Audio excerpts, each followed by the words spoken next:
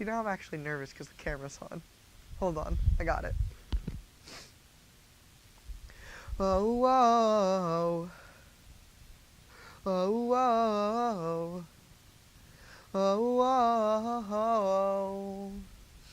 I know you love me, I know you care. Just shout whenever, and I'll be there. You are my love, you are my heart, and we will never, ever, ever be apart. Are we an item?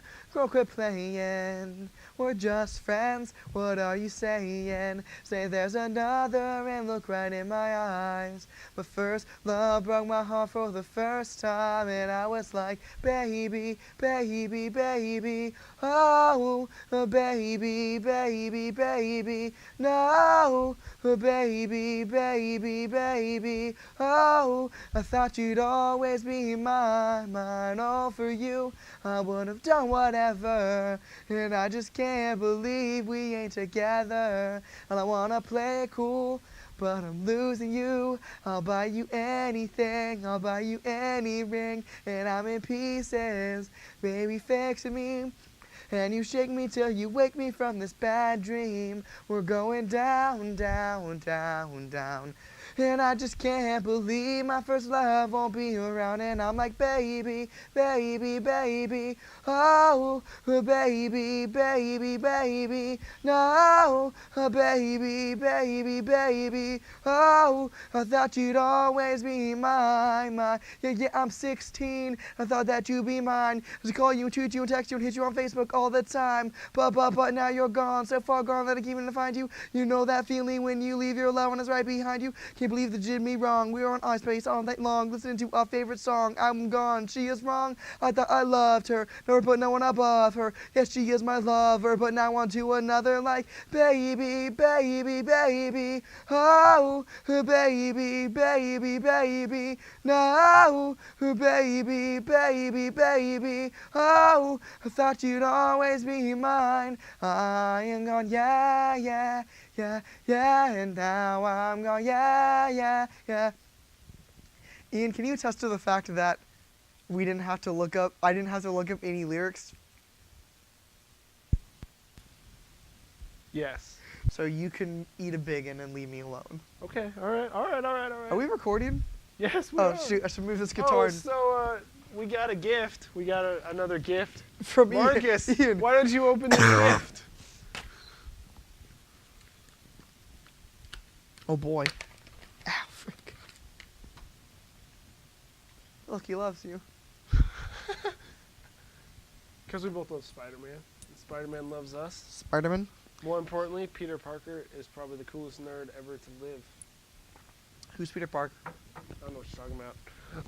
Okay. What is this? What are we doing? This is the most awkward intro. Well, I guess It is. that's my fault. It's because I sang a whole song again. That is your fault, and you can totally take the blame for this. How? I'm Ian. I'm The co-host the of not Let Me host Pitch of this show. He's the co-host of Let Me This Pitch is This to You. my assistant, Marquet Knip. Marcus, what's this show about?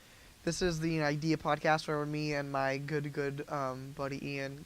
I just touched my glasses and so scratching my eye. Yeah, but what's this show called? It's Let Me Pitch This to You. This is an idea podcast where me and Ian essentially tell stories and try to collaboratively work on that creative process together, and then have you guys vote.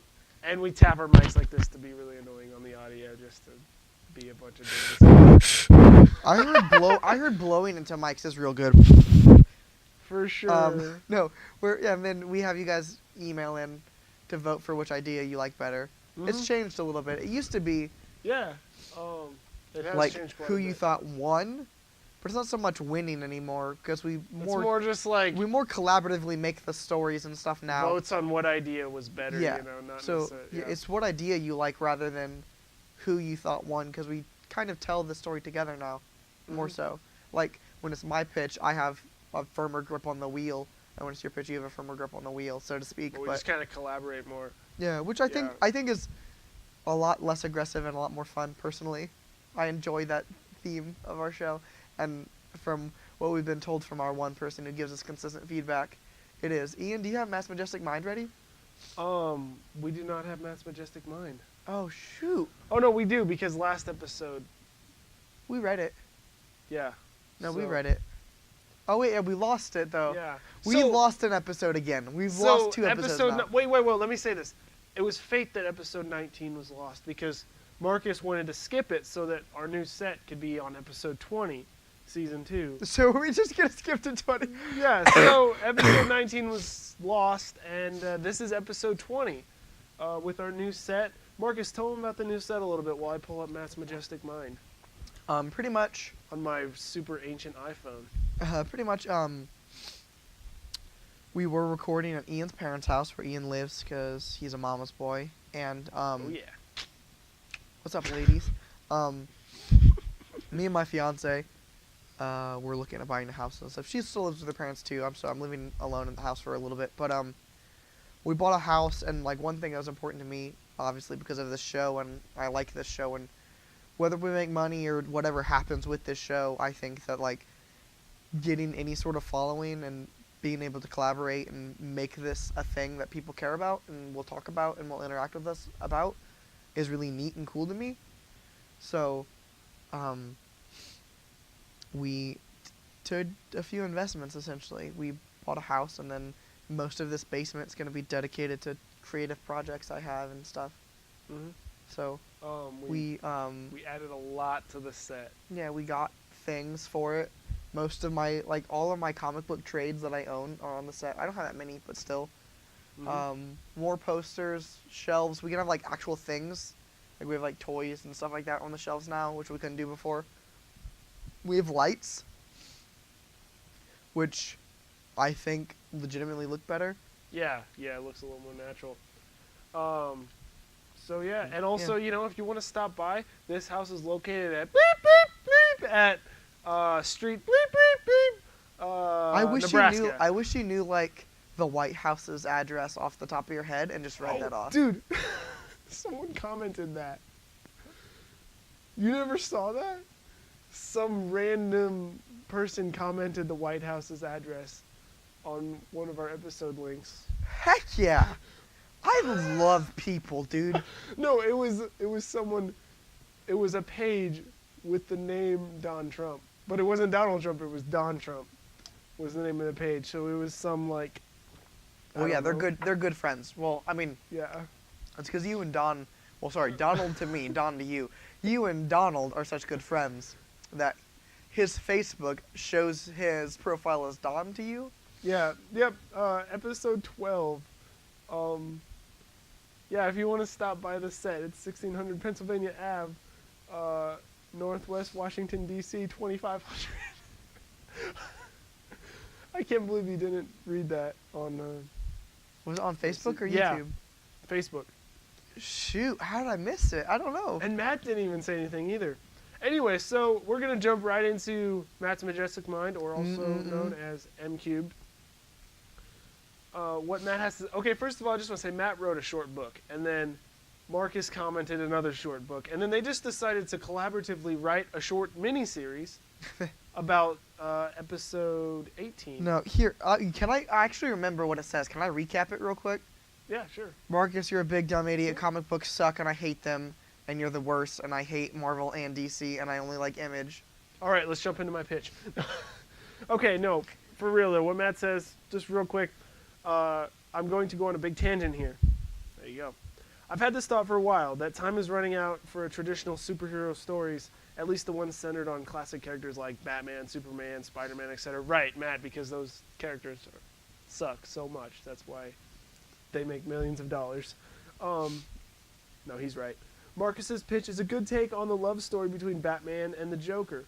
But the problem is that I read it always in The Dark Knight Returns, and I saw it in The Dark Knight. So roasted Marcus. No, to be fair, I think that is less of a credit to Matt seeing it before and more of a credit to me doing a bad job with my pitch. Yeah. Because I've also seen that movie and I've also read those books, and like I own, actually that book is on the set, I believe. Dark Knight Returns? Pretty sure. I own it, so if it's not, I don't know where it is. Yeah. However, I think that's just a tribute to me pitching it poorly, because the pitch I had is different than that. But he's not wrong. Like we've seen love stories between Batman and Joker. Yeah, for sure. I felt like yours was a little bit more like The Dark Knight and Dark Knight Returns. It was kind of like the love story between Batman and Joker. It wasn't so serious and so like, I mean it was, but your pitch, what I got out of it anyway, was it was very centered around like how the Joker felt about Batman and how like And the Joker needed Batman to be, to be himself, like the Joker, in order to be the Joker and to be such a, a villain, he needed Batman. He needed that anti whatever he is type of thing. So like my pitch was centered around what I don't, at least from my knowledge, I haven't read all 75 years worth of Batman comics. You gotta get with the times. But from my knowledge, we've seen like a love story between Joker and stuff before, but we've never seen the Joker lose Batman and have to like deal with being a jilted lover and what he would do about that. We've never seen him sort of like the Joker, like what does he do with a different Batman? Like how does he handle that? Or like a Joker in mourning, what does that look like? Yeah. Which is what I want. Like I don't think we've seen those things. Yeah. But so it was more focused on him in mourning. Yeah. Yeah, but I mean, he like then again, Matt is not wrong. We've seen a lot. I think he even gets into it later on. Like even after, can I just kind of take over Matt? Like I remember what it says. Oh no, for sure. Part. There's like, I'm not gonna read all of it. I was gonna finish that sentence. I think it's funny how we do Matt's Majestic Mind, and he's like the one person who consistently watches. So it's like we recap what Matt says about our show to Matt. To Matt, yeah. So well, Matt's so old, he needs kind of a little refresher. Boom, roast. No. So Matt, if I'm misquoting you, because I don't like, I want to talk, I guess, but no, for sure. If I'm misquoting you, you can comment how I'm misunderstanding. But essentially, like what he goes on to say is like, we've seen all of these same things, and even when we get a chance at a fresh start, when New 52 happens, when any of the number of crises have happened, when Secret Wars happens for Marvel and stuff, and we get reboots, the characters are always the characters we know and love and remember, and end up hitting the same plot points and story beats, and the same monumental things always happen in every timeline and reboot till the next reboot happens, to where it feels like they kind of just cycle through with a little bit of new stuff sometimes happening, but cycle through with all the big main moments being the same as before in just a new way of telling it, essentially. Yeah. To where you don't get to see that many new things in comic books. I went on to argue you see new things all the time. Comic book consumers, comic book fans are usually the worst, and they don't buy the new things. So as a business, they have to make the same thing over and over again for it to sell. But there are good things that come out.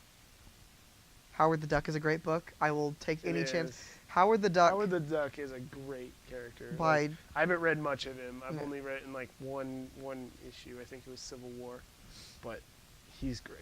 Yeah, like there's a Chip Zdarsky run. I wish I remember the artist's name.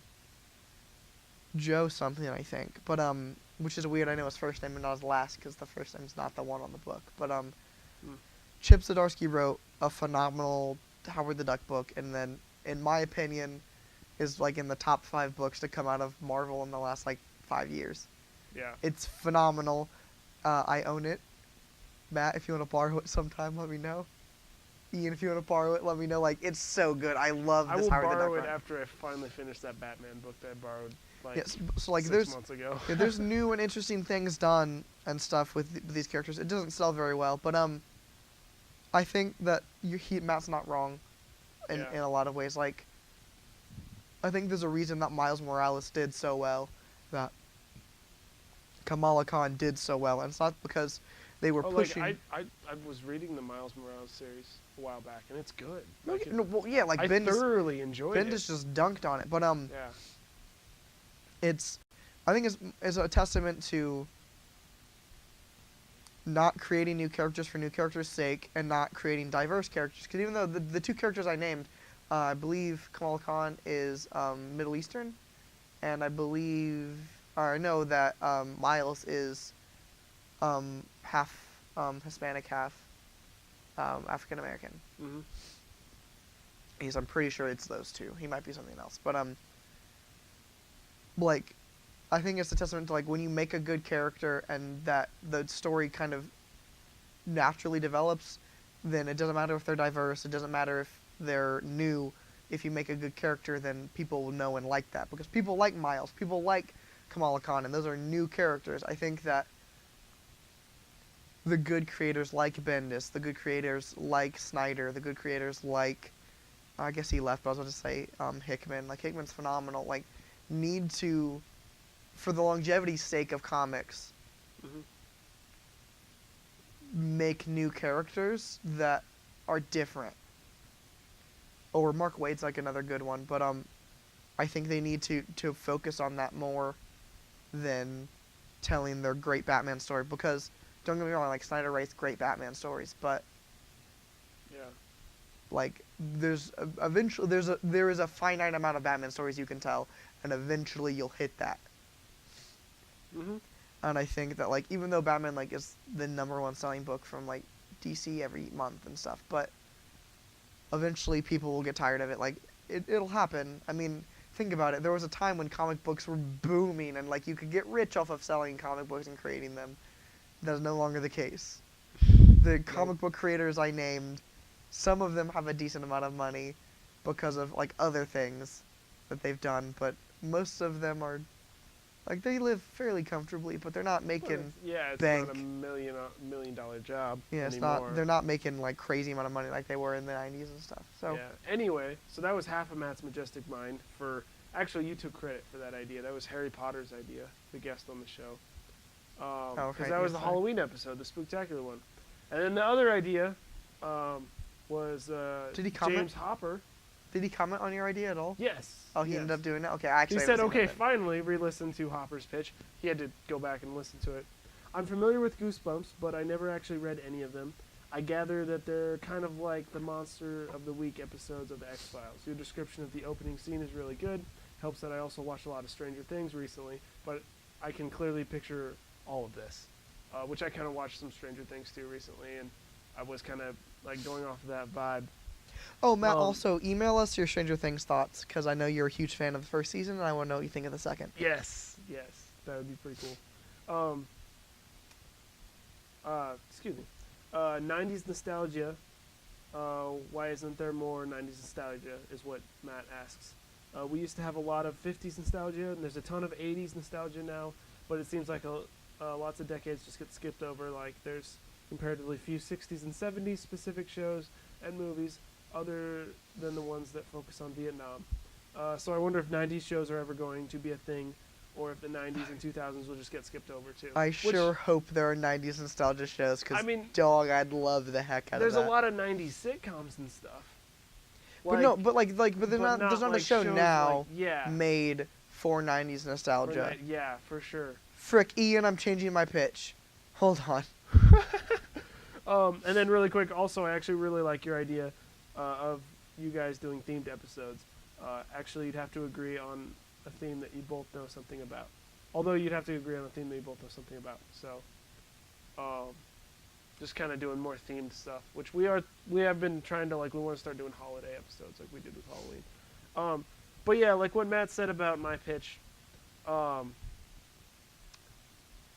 glad he liked the opening bit of it. After a while, like I don't feel like I pitched it real well, but I wrote it like a script, because I was trying to like just write like this 90s story and like how would this get, and anyway, so I'm glad he liked it. I don't really have much more to say about it. I could talk about comics all day. Yeah, see, it wasn't a comic thing. They are the most frustrating and like something I love so much as an industry all at the same time. So, you want to go first? We should get into our pitches.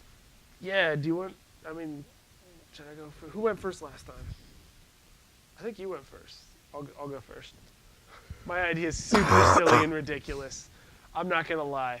So if you want to like skip to Marcus's, come back to mine, or just skip over mine altogether. Yeah, you can go ahead and just vote for Marcus now. Mine's super silly and ridiculous. I thought of this idea. I don't remember what the joke was. My mom or my dad told the joke or something. I don't know. Something made me think of this idea, but maybe I told the joke. Who knows? So my thought originally that originated from this, I got to go back. There was a joke that spurred this, but originally, like, you know, we're Christians and stuff, and so we always think from like a Christian point of view.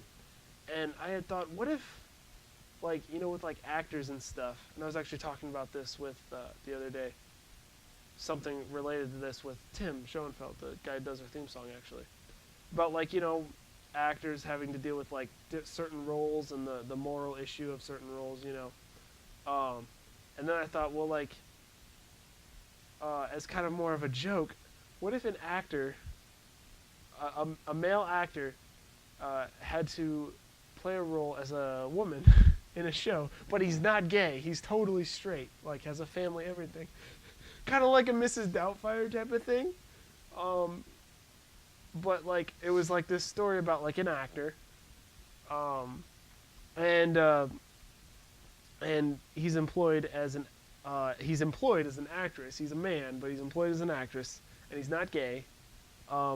He just kind of hides it. Like, he doesn't say. He just tells. Oh yeah, he tells his friends, yeah, I act on this show, but he doesn't really talk about it much, so people don't know because he doesn't really know how to handle that. But then the show that he's on starts making popularity, and people start recognizing him, and so people in the streets like, oh, you're that woman on that show, and I don't really have much after that. Like, I don't know what I even have to say. I think it'd be hilarious, though. Well, okay, Ian. No, watch this. I'm gonna pitch Mrs. Doubtfire.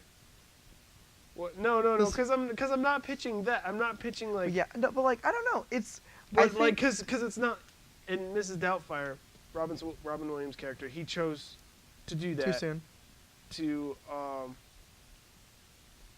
like he chose to do that, obviously, to like be with his kids and stuff. This guy, like, he has to have a job. That's another thing too. Is like, you know, it's hard to be an actor. So like, you don't have to have a job. You can get a job at Burger King. I think. Like, okay, so like, here's the thing though. He has a family. He has to support his family. And so like, my point is, so like, it's hard to find a job as an actor, and so like his thing is like, okay, he found this role that he could take, but he has to play a woman, so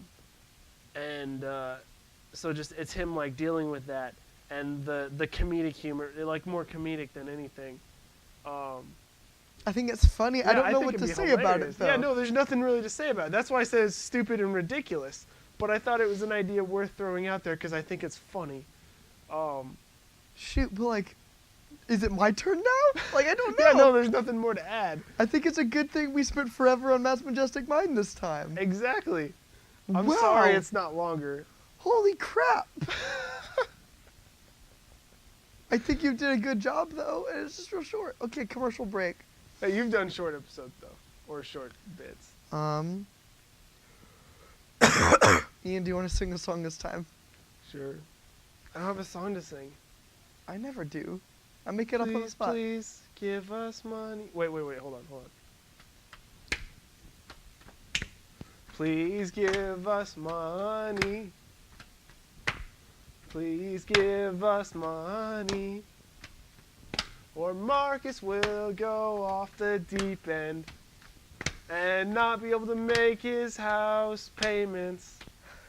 And become a cat person. Please give us money for haircuts, so we can stop being nerds. And looking like hobos. And cut. I think that's good. Nailed it. That was actually real good. I like that creative space you put us in, Ian. Thank you. Okay, so. All right, shoot. Ian's Goosebump pitch was heavily inspired by Stranger Things, and we've all kind of been watching that. Mm-hmm. And Ian's pitch on the Lost episode was very 80s inspired. So Stranger Things has been on everybody's mind. I, as of the Lost episode, had not finished Stranger Things Season 2. I did the other day. Okay. Thus, this is my inspired by Stranger Things pitch. Ian, Have you ever been to Wait, so your pitch is just my name? Yeah. I like it already. Have you ever been All right, vote for Marcus. to a Southern Gospel fake concert where like a bunch of churches go and stuff, and it's like a Southern Gospel group gets up and sings, but like it's not like a real concert where people go and like really, really care about it and stuff? Have you ever been to any concerts like that? I've heard of stuff like that, I think. Like, I've gone to a lot of those, and it's like, it's whatever. I don't like that kind of music and stuff. Mm-hmm. But then I was thinking, I was like, okay. So, I'm about to become I was about to say I'm about to become a dad. That's not true. I'm about to become a husband. That's how that works. And once I'm a husband, I could become a dad. No, it's a good thing you put those in the right order. Yes. So, I was thinking that, I was like, so, like, as a kid, my thought was always, I can let my guard down. I'm surrounded by a bunch of other Christian people. Mm-hmm. As a grown-up thinking cynically, I would be almost like more protective of my kid because like I'm a child predator. Like if I'm a child predator, I'm going to go to the place full of all these innocent Christian kids who don't know anything and might let their guard down. You know what I mean? Mm-hmm. So like, then I was thinking, I was like, okay, let's say like an insane cult, right? They send these agents out essentially, or cult members out to these to this Southern Gospel concert venue. So it's a nice day. So like, think it's a nice day out. You hear some not very good music, but they're worshiping God. So okay, they can have at it, but not really for me in any way. Mm-hmm. And these kids are out like playing on the swing sets and stuff because there's usually parks around, and I never really listened because even as a kid I didn't like that kind of music. But like this is where kind of the Stranger Things part comes in. Like there's these like 4 kids who are kind of bickering, but they're all friends and nerdy and goofing off and stuff. But they get kidnapped essentially because they're these homeschool Christian kids who let their guard down because they assume, oh, everybody around here's another Christian person, so yeah, I'll go help this guy move something out of his car. And then they get taken and end up are going to be sacrificed. So like, it's like this horror thriller thing with these kids, and then like the parents realize like, hey, like where are our kids and stuff? What's going on? And then like we get to watch this. So it's less like supernatural based and more of like a thriller, kind of like Stranger Things, like supernatural. But like, but I was thinking about that. I was like, hey, like if like I would be very guardful of my kids now around stuff like that because I had that idea. So for the sole purpose of that, like I'll be paranoid about it. Yeah. Like I think that's not a bad idea. I don't really have anything to add to it, like, or any questions. I mean, dang, this is real short. Kind of like with my pitch. I mean, it's pretty short, straightforward, but I think it's an interesting concept. One question I do have, like, is there going to be a typical bad guy, or is it just like this cult or whatever? And like, do the kids fight their own way out of it, or like, do the parents try to find, like, okay, so going back to Stranger Things, is there going to be a Mrs. Byers and a Hopper type character? Yeah, like the parents will eventually realize their kids are gone.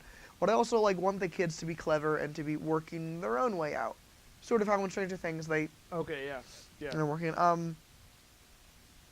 I don't know how I want the dynamic to work between the kids. Like I don't know if I want them to be nerdy or how I want them to behave. Do you want them to be all be boys, girls, both?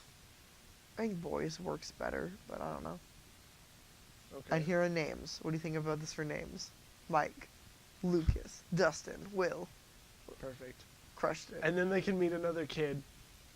Oh, it's a girl named Elle. How old do you think this kid's gonna be? What about 11? Yeah, no, and then crushed it. Like yeah, and I think I don't know. I just thought that was like an interesting idea because I've been in situations like that, and then I had that thought like, oh, you were kidnapped and you were gonna be sacrificed. No, but I've been to like a lot of those things and Marcus, my guard have been. and I was almost sacrificed though. and talked to a lot of like Yeah. adults that kind of gave off weird vibes and stuff, which like I don't think they probably never meant any harm, but like I've been in a lot of like weird things like that like as a kid, and I was like, oh, but like I never got weirded out by it because I assume no, everybody around here is a great person. Yeah. So like It's an I get like interesting idea. it connected to me because of that, I guess, rather than I don't know if there's like a great story within it. Like it was just a thing that I Yeah. thought of that I think could be neat. Yeah. That's our show. It's real short. Yeah, that's Maybe you pretty should much use it. the whole Justin Bieber intro, but just to pad it for time. That's okay. I might do that. Or I might, probably what I'll do is I'll start it and then like it'll end with the intro. With that Justin Bieber song. Ian's also gonna send it to me. Marcus recorded himself singing a whole Justin Bieber song, so be on the lookout for that, whether in this episode or as a separate video, or maybe both. It's great. I love how. Also, there's going to be a video on loop called 10 Hours of Marcus Coughing into the Mic. Dude. No, I was actually at work the other day and I coughed, and like one of the guys working, he's like, I'm gonna record it and make like a beat out of your cough. I was like, do it, Mike. That'd be great. Nice. That's our show, though. Thanks for watching. Yeah, thanks for watching. Thanks, let me Matt, pitch this for. to you. Oh, we have to do housekeeping. Yeah, we can't just end it. Yeah, I was saying thank you for watching the show, name of the show. Let me pitch this to you. Thanks, Matt, for giving us a segment and communicating with us, actually caring about our show and talking to us about it. Thank you for being the only one that cares about our show. I'm sure there's other people that listen, but Matt's the only one that really actively reaches out. And, yeah, like I looked at our views on YouTube. It's not just Matt watching it. Like there's not a lot of people who watch our stuff. There's more than just Matt watching though. So like for sure, we have 16 subscribers. Yeah, but like guys, email like Yeah. like watch our show, interact with us. This Like, show's that's all like- about interaction. That's like one of the best parts of our show. The coolest part of the show to me is interacting with things. Like Matt got a spot on the show. He was like one of the first guests, if not the first guest, because he interacts with us. He gets a consistent segment on the show because he interacts with us. Like, it's great. I love that, like the back and forth with I Matt. just like to throw out, Matt got a place on the show because he interacts with us, but then Ashley also got a place on the show because she's dating Marcus. So if you want a place on the show, I'm single. That was a good bit. That was very good. Thank you. That was good. I love finger guns are so funny to me. Like somebody can just finger guns and I'll laugh. Like that's hilarious. Anyway, thank you Tim Schoenfeld For the theme song. Our theme song. Thank you, anybody who sent like stuff in for the grab bags, like Jeremy and Matt. Thanks for the new Spider-Man gift. Whoever sent that in That was Ian. anonymously. He bought it because we forgot the SD card. I don't know. Yeah. So please interact with us. Our email is at letmepitchthistoyou. I don't. Let me there's no pitch this to It's you. just letmepitchthistoyou at Gmail. Yep. Our I almost said YouTube, but our Twitter is the initials to that because Ian's a dangus. Because Twitter wouldn't let me put in the whole name. Yeah, we have no. It would. We just wouldn't be able to tweet anything because it's too long. And we have an Instagram at letmepitchthistoyou. So Yeah. check all those things out. We'll try to stay more active on those. And For sure. Yeah. thanks for watching. Come Peace back out. next week for some more fun.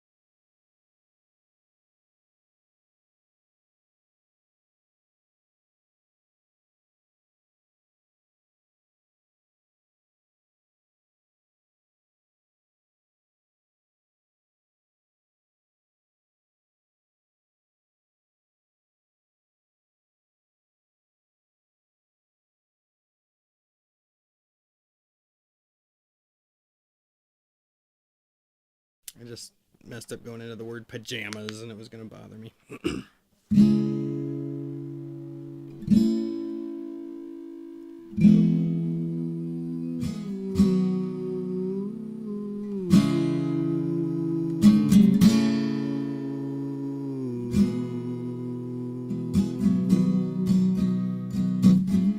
I am an astronaut in search of an alien race. I'm a top dollar attorney defending a celebrity's case. I'm an archaeologist uncovering an ancient vase. I'm the guy who invented the thing that's gonna take us out of this place. If you could read my mind, you would know what kind of pajamas I want when it comes to bedtime. Footy, footy, footy, footy, footy pajamas. Footy, footy, footy, footy, footy pajamas. Footy, footy, footy, footy, footy pajamas. They let me be what I want to be.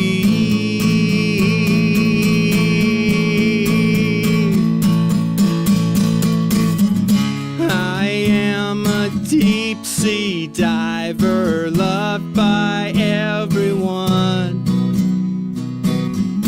I am a superhero who doesn't use a gun.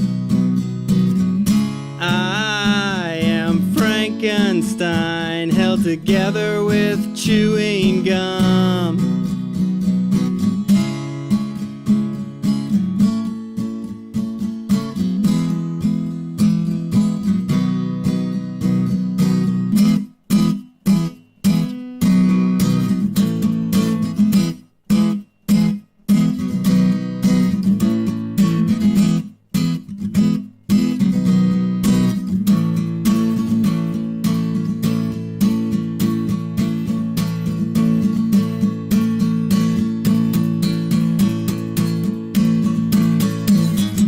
I'm a